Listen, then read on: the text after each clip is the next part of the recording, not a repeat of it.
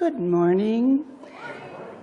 I'm Millie Mattis, your worship associate this morning, and I'm going to speak on the importance of remembering. I would like to begin with the following poem by Kathleen McTeague. They are with us still.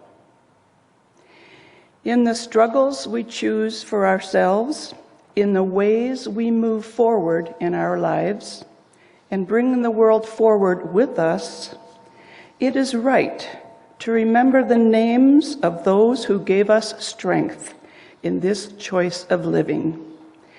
It is right to name the power of hard lives well lived. We share a history with those lives. We belong to the same motion. They too were strengthened by what had gone before. They too were drawn on by the vision of what might come to be.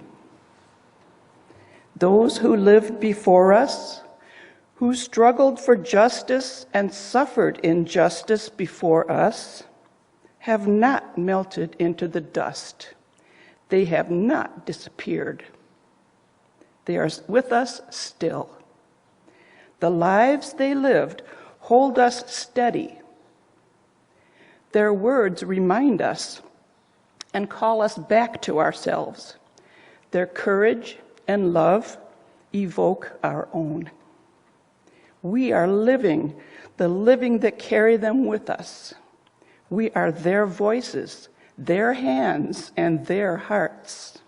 We take them with us, and with them choose the deeper path of living.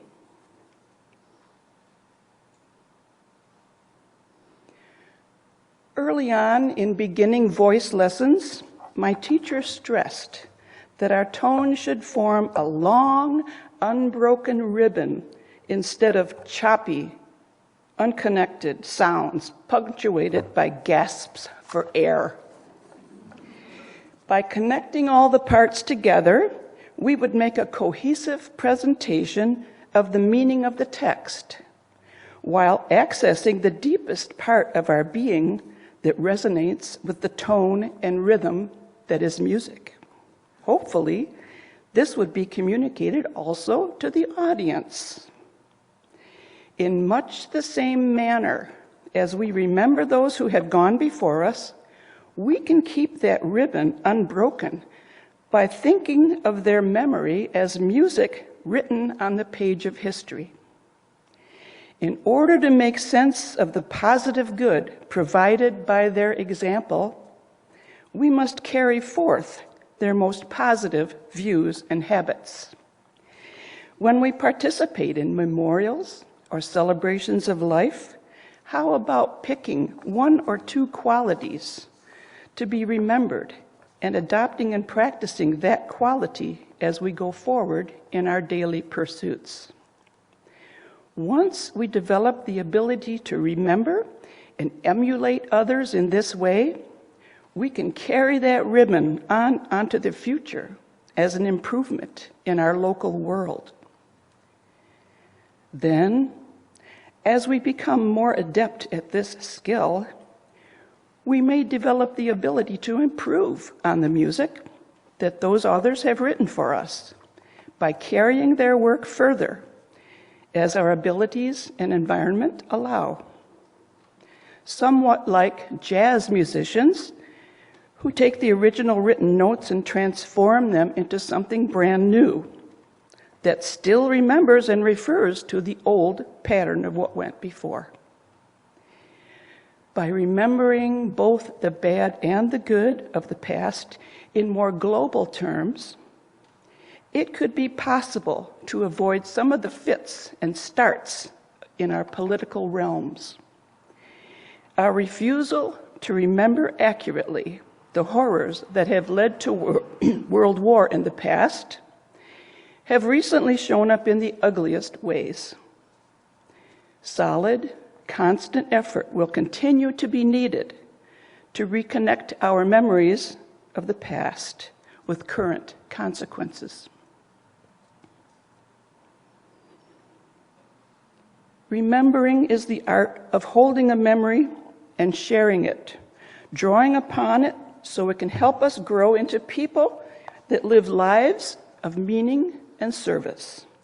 Remembering forms the ribbon that connects us deeply to each other and to the love that sustains us. We gather together to share this with others as a congregation, because in remembering, sharing, and acting together through our choices today, we can work toward a better tomorrow. In sum, the more we incorporate memories into our year-round lives, the more we can embrace the people who have passed and all that's good and fulfilling in our present. This is what transforms lives after loss and has the power to make us happier. We have two readings today. The first is by John McCrae in Flanders Fields. In Flanders Fields, the poppies blow between the crosses, row on row, that mark our place, and in the sky the larks, still bravely singing, fly, scarce heard amid the guns below. We are the dead. Short days ago we lived, felt dawn, saw sunset glow, loved and were loved, and now we lie in Flanders Fields. Take up our quarrel with the foe, to you from failing hands we throw the torch. Be yours to hold it high. If ye break faith with us who die, we shall not sleep, though poppies grow in Flanders Fields. And our second reading is by Archibald MacLeish. The young dead soldiers do not speak. Nevertheless, they are heard in the still houses. Who has not heard them? They have a silence that speaks for them at night and when the clock counts. They say, we were young, we have died, remember us. They say, we have done what we could, but it is finished, but until it is finished, it is not done. They say, we have given our lives, but until it is finished, no one can know what our lives gave.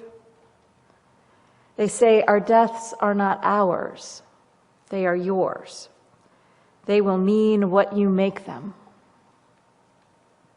They say, whether our lives and our deaths were for peace and a new hope, or for nothing, we cannot say. It is you who must say this. They say, we leave you our deaths. Give them their meaning. Give them an end to the war and a true peace. Give them a victory that ends the war and a peace afterwards. Give them their meaning. We were young, they say. We have died. Remember us. 8 years ago, when I was newly your minister, a co-worker of my then wife's died. Her death was shocking.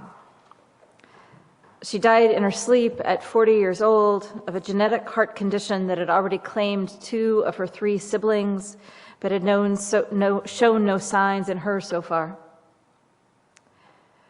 The good news and bad news was that she had taken a writing class recently, and as part of that class had written down what she would like to have happen after she died.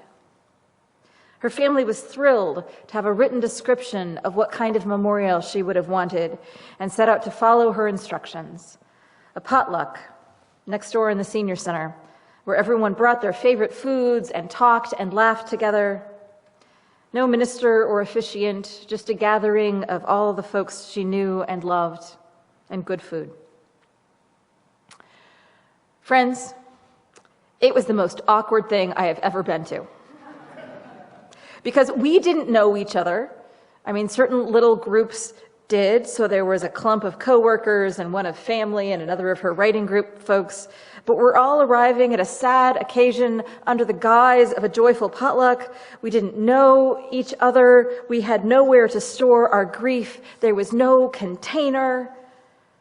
Eventually, her father, who is a minister, got up and invited people to share stories, and no father should ever have to officiate his own child's funeral. But before that, it was just awkward. Great potato salad. How did you know the deceased? A memorial service doesn't have to be a dreary occasion. We Unitarian Universalists are proud of our memorial services that are deeply about the person who died, telling their story in a way that holds those closest to them and is grounded in the truth of their lives. We don't celebrate that they're off to heaven, but rather we do realize that in most deaths, we are able to have some gratitude that they were in our lives. And we believe that laughter is often an important part of a service. Gentle laughter at our human foibles both gives us a release valve for the tension and just gives us something to do together. Simply having someone hold the attention of those gathered and not be afraid to talk about the person who died is such a gift. We humans process things by telling stories. I want to be clear that there are lots of different ways to do a memorial service. It doesn't have to be with somebody standing up in front. But in that case, it is easier if it is a smaller group that knows one another. We process things by telling stories. We tell stories about the births of our children. We tell stories about our ancestors. We tell stories of weddings and pets and kids. And this is how we make meaning of things. One of the things that often makes coming home from war so challenging is that it can be hard to tell those stories to a civilian audience. And so people bottle up those feelings and they don't get shared. And we've seen what that can do to people. How do we tell the stories? What gets handed down? What family meanings do we make of things? We have such a need to remember, and sometimes we need to remember not with stories, but we need to remember with rituals or places. We need to mark our losses and sometimes have a place to go and feel them. This urge is made all the more powerful when death isn't part of the normal cycle of life, or when the deceased was famous. I remember when Princess Diana died. Do you remember the pictures of Kensington Palace that had flowers that went out beyond this sanctuary all over the street because people needed some way to process their grief? Do you remember the memorials to George Floyd that popped up all across the country 3 years ago? Something that shocked and horrified people happened, and we were drawn to create and take part in marking this horrific thing. People created art that represented George Floyd and Breonna Taylor and Eric Garner and so many others, and these became reminders and important to so many of us who are protesting for change in policing and race relations in this country. It is common in the United States for these spontaneous memorials to be created, especially for victims of violence. When a sympathetic, quote unquote, victim is killed, flowers and candles and cards appear. Especially in the case of an event with several victims. We process our grief by bringing flowers and gathering with others and mourning their loss, whether we knew them or not, often amidst cries for change and justice in the face of yet more gun violence. Especially when we are shocked and saddened and outraged, we gather. It is what we do. I remember going to some of the protests for George Floyd in downtown Portland 3 years ago. His murder at the hands of police ignited both a reckoning and eventually a backlash about race relations in the United States. And I remember going to the Hollywood Max stop and gathering with others who were horrified in 2017 when a man who was yelling anti-Muslim slurs at 2 girls on a Max train killed 2 men who intervened. Today, there's a beautiful mural with a message of hope and peace and diversity that honors them. But memorials alone are not enough to make change. They give people a place to process their grief, a place to lay down the metaphorical thoughts and prayers. But the power system, especially the National Rifle Association, remains firmly intact, and even the mass murder of children is allowed to happen again and again and again. We are given enough space to bleed out the worst of our shock and horror and outrage and grief, but it doesn't change enough. I remember attending the Holocaust Museum in Washington, D.C. in 1994, shortly after it opened. There were visceral reminders of the horror of the Holocaust. An actual train car that held a couple hundred people packed like sardines on their way to a concentration camp. Luggage and piles of discarded shoes, a sign of the men and women and children who were killed. Somehow 20 years later, it is the shoes that I still remember.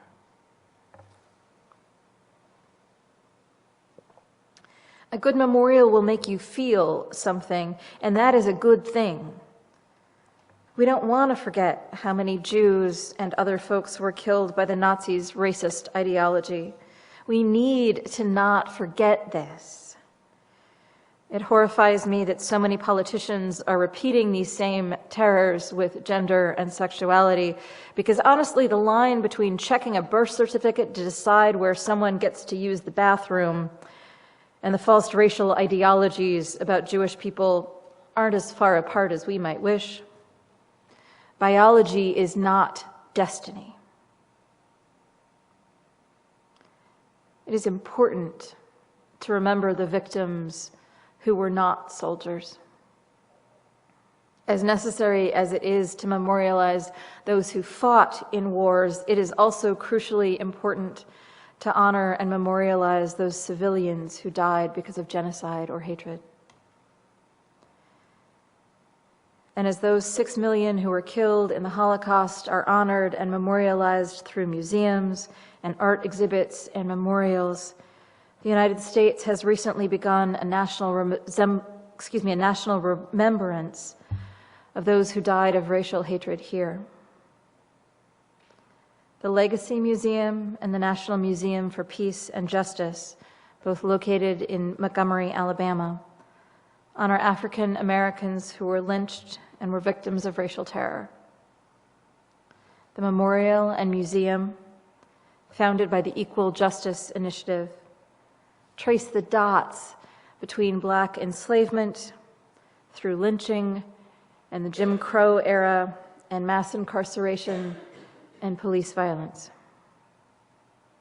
The memorial contains over 800 Corten steel monuments. They hang from beams in the air. And each one represents a county in the United States where a racial lynching death took place. And the memorial attempts not only to show what happened, but encourages places to engage in this work. The community works to get people from those counties to collect soil from the areas where that happened and talk with people about it and send it back to the museum.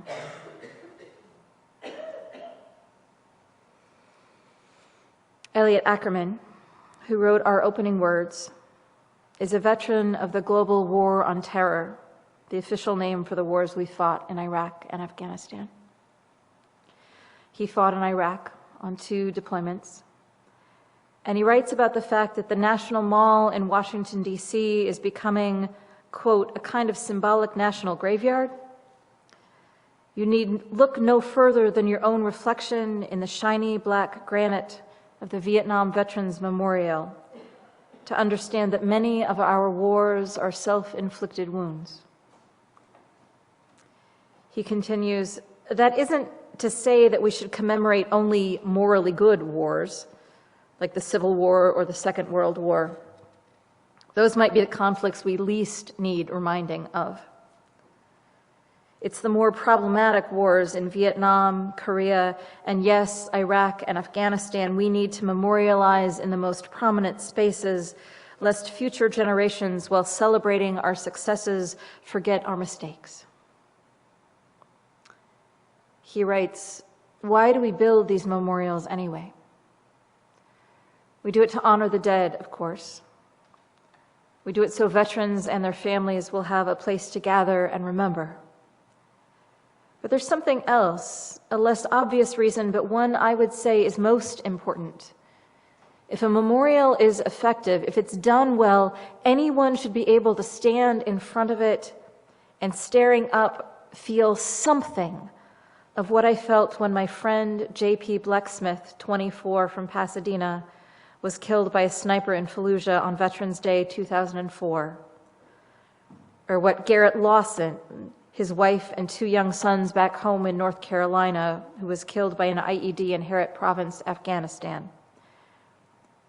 If civilians can feel that ache, even a fraction of it, they might start to imagine what it was like for us. And if they can imagine that, then we come home. As Unitarian Universalists, we sometimes struggle with war. We would like to believe that justice, equity, and compassion could always happen with some nice negotiation and compromise. But we live in a world that has always had war, and while it should never be a first choice, in a totally weird analogy, it is like abortion, where I can always think of a situation where that is what needs to happen. I can always think of a situation where we have to be ready to defend ourselves or our allies. And I believe that genocide must be stopped at almost any cost. Ackerman has a final idea to make our war memorials even more effective. He wrote, if I had my way, I would get rid of all the war memorials and combine them into a single black wall of reflective granite, like Maya Lin's designs for the Vietnam Veterans Memorial. I'd place the wall around the reflecting pool, beneath the long shadows of the Washington Monument and Lincoln Memorial, the wall descending into the earth like something out of Dante. Etched into the wall would be names, and the very first would be Crispus Attucks, a black free man shot dead by redcoats at the Boston Massacre. From there, the wall would slope downward, each death taking it deeper into the earth. The angle of its descent defined by 1.3 million names. Our nation's cumulative war dead. The wall itself would be endless. When a new war began, we'd just continue our descent. If there's one thing you learn in the military, it's how to dig into the earth. Deeper and deeper our wars would take us. To remember the fresh dead, we would have to walk past all the ones who came before. The human cost would be forever displayed in one monumental place, as opposed to scattered disconnectedly across the mall. He continues, the memorial would have a real-world function, too. Imagine if Congress passed legislation ensuring that every time a president signed a troop deployment order, he or she would have to descend into the pit. There, beside the very last name, the person most recently killed in defense of this country or its interests, there would be a special pen. Nothing fancy, but this pen would be the only pen by law that could sign such an order.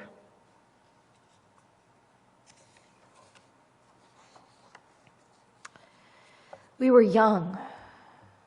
We have died. Remember us, wrote Archibald MacLeish. Tomorrow, I will go and put flowers on the graves of my mother and my grandparents and my great-aunt and my great-great-grandmothers. I am lucky that most of them did not die too soon. I will follow in their footsteps and remember as they remembered those who have gone before. May you, this weekend, remember someone somehow who meant something to you as well. May it be so. Blessed be, and amen.